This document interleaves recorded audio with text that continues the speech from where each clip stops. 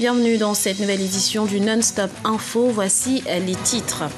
Le 17 mai dernier, le chef d'État camerounais Paul Biya déclarait entrer en guerre contre la secte islamiste Boko Haram. La libération ce dimanche des 3 religions enlevées au mois d'avril est une première victoire pour les autorités camerounaises. Au Sénégal, la Commission nationale de pilotage du Parti socialiste a écarté Aïssata Tall Sall de son secrétariat général. Une décision qui laisse libre cours à l'actuel dirigeant Ousmane Tanor Dieng. Et puis, à l'issue du match retour face à l'équipe de Sao Tomé, les écureuils du Bénin se sont qualifiés pour le second tour des éliminatoires de la CAN 2015. Ils affronteront par la suite l'équipe du Malawi. Les otages enlevés dans le nord du Cameroun en avril dernier ont été libérés ce dimanche 1er juin. Une opération menée en toute discrétion par les autorités camerounaises. Ce succès marque une avancée dans la lutte contre la secte Boko Haram et les groupes armés agissant aux frontières entre le Nigeria et le Cameroun. Aminata Diak.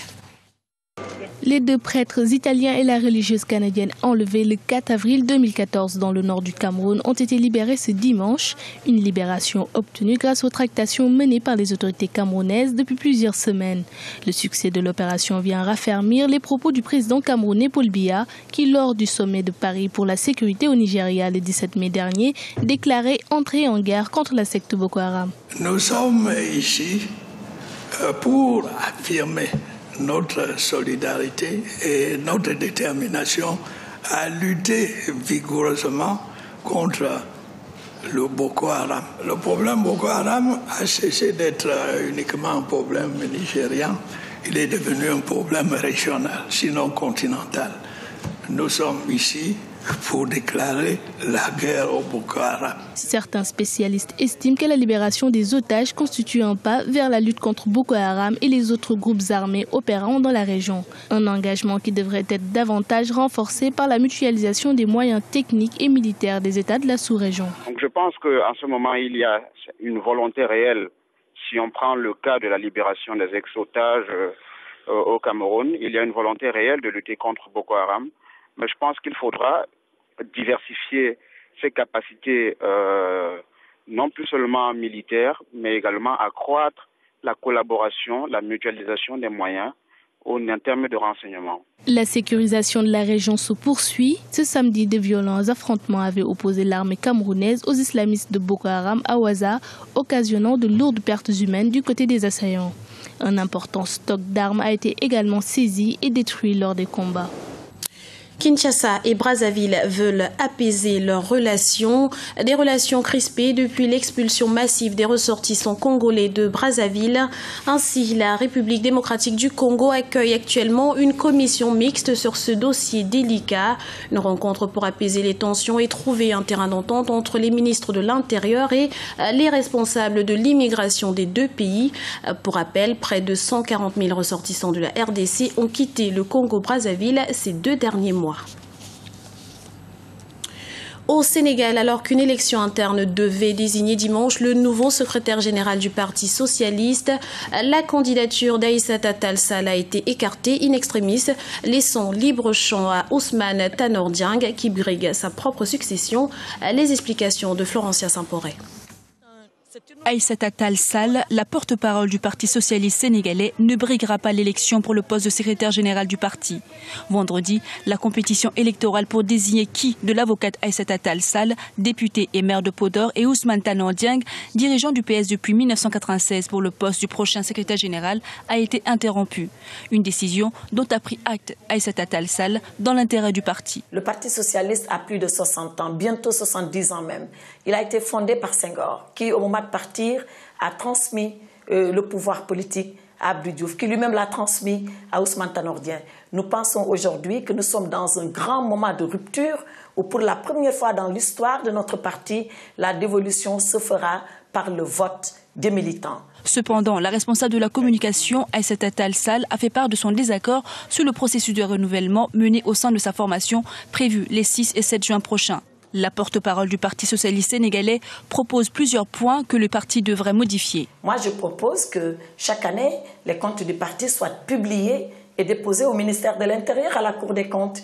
Jusqu'à présent, on ne l'a pas fait. Je pense que c'est le moment de le faire. Un nouveau communiqué du Parti socialiste a annoncé que le retrait ou non de la candidature de Aïssata Sall n'aurait aucune incidence sur le déroulement du processus. Le calendrier des réunions des commissions administratives et le vote à bulletin secret devraient se poursuivre dans toutes les coordinations. Dans l'actualité également, report du dialogue national en Tunisie. Et pour cause, la session tenue ce lundi au siège du ministère de la Justice n'a pas donné de résultats concrets.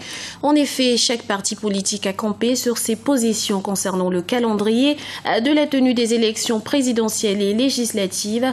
Il a ainsi été décidé de reporter les discussions à ce mercredi 4 juin.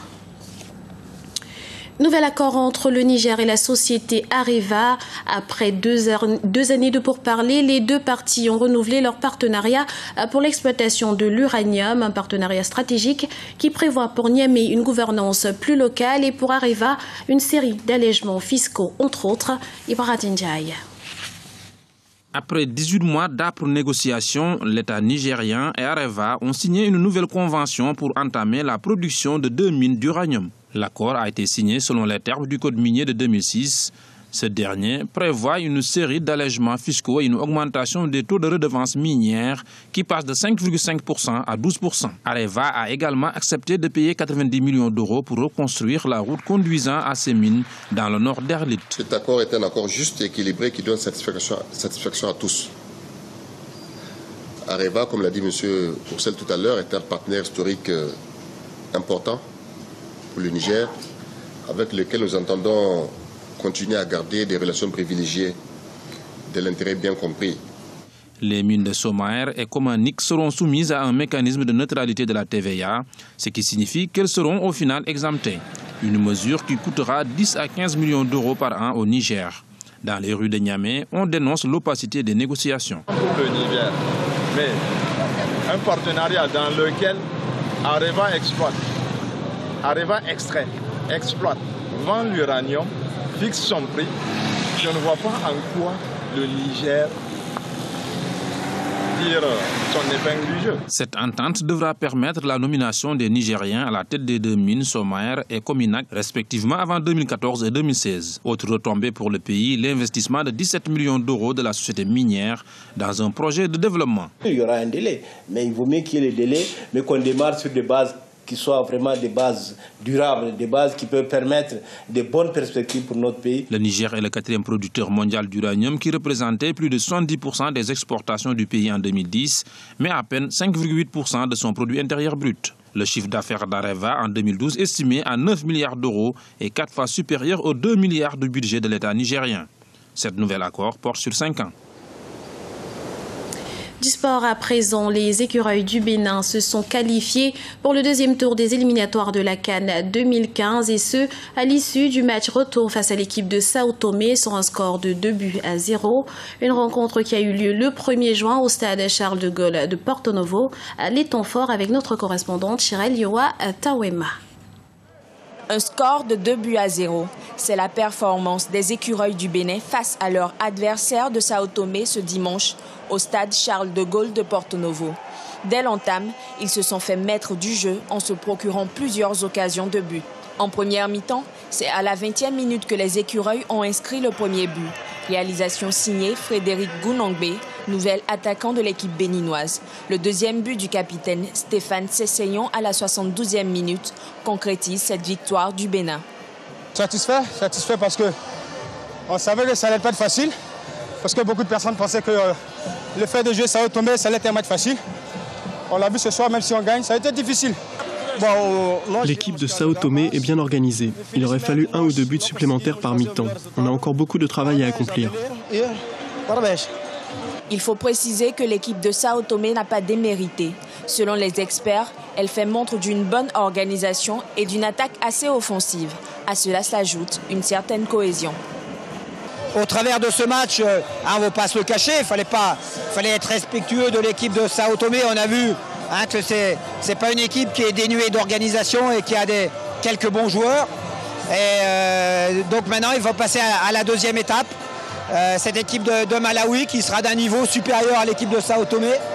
Donc il faudra qu'on soit encore un peu plus rigoureux. Au match aller face à l'équipe de Sao Tomé, le Bénin s'était imposé avec le même score. Grâce à cette deuxième victoire, les écureuils du Bénin se qualifient pour le deuxième tour des éliminatoires de la CAN 2015. Ils affronteront au prochain tour l'équipe du Malawi le mois prochain.